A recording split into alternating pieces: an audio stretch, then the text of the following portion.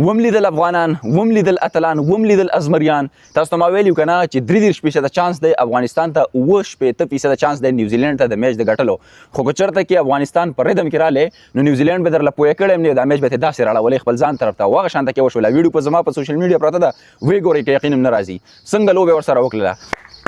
افغانستان والا د زړه دا ټټر یې رالی خو د زړه دا ټټر افغانانو لوبه خلک داسې کوي، لوبه د ځوانانو کار دی څنګه چې افغانستان والا وکړه. دا صرف پاکستان ټیم نه دی، دا صرف پاکستان بالران نه دي چې 160 رنز ټارګټ دی ډیفینډ کولی نشي او بچ کولی نشي.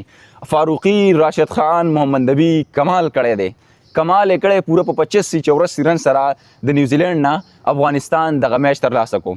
ویری ویل ډن یار.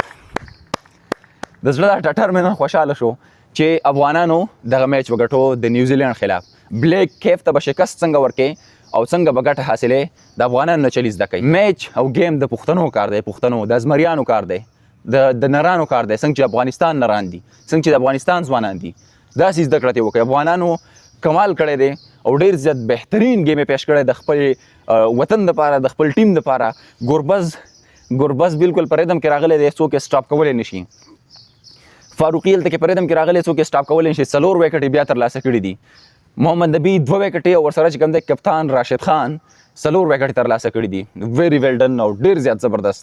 یقین وکړئ قسم دی چې ډېر زیات خوشحاله یم د افغانستان په دې ګټه باندې چې کوم شکست یې بلیک کیپس ته ورکړی دی که نه نو داسې پاکستان هم نشي ورکولی. او تاسو ته پته شته د هغې رن ریټ هم ډېر زیات ښه شو.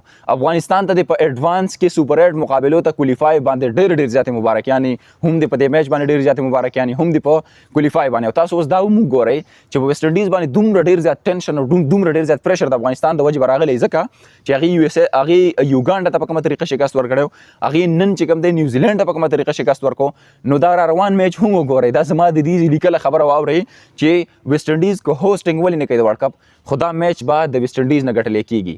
که ویې هم نه ګټي افغانان خو بیا هم دومره زبردسته مقابله به ورسره کوي او دومره ښکلی فایټ به ورسره کوي افغانان چې هغه به تاسو د کتلو قابل به وي. څنګه چې نن یقین د چا نه راته تاسو ته ما ویلي هم چې نیوزیلینډ نه دا میچ افغانستان ګټلی، دا راسره ومنئ او که نه شي هم خو بیا هم مقابله به ورسره سخته کوي. خو ګومان افغانستان په ردم کې رالی دا میچ به یې په خپل نوم کړی، نن هم هغه شانته کې وشوله. افغانانو ته د رزلټ بیا ډېر زیات مبارک وي.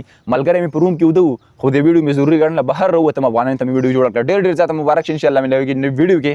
تر هغه دمه ما میا ته رخصت راکړئ. اجازت د الله په امان.